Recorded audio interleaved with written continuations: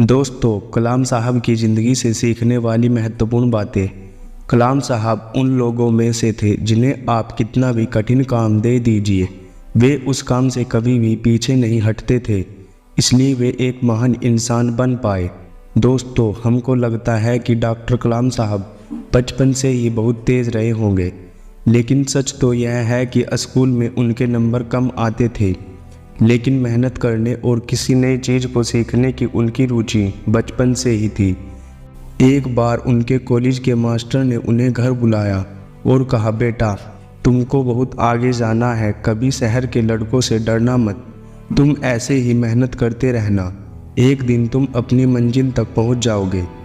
एक बार डॉक्टर कलाम साहब बताते हैं कि दिन भर की मेहनत के बाद रात में माँ ने खाना बनाया।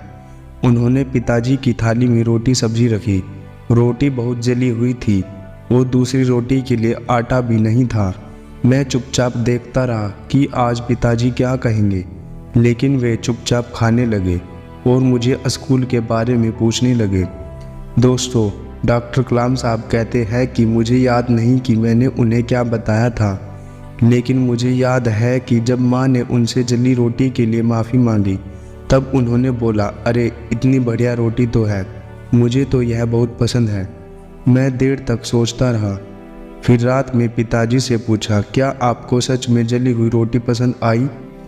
वे कहते हैं कि तुम्हारी माँ ने दिन भर की मेहनत के बाद हम सबको रात में खाना बनाकर खिलाया था।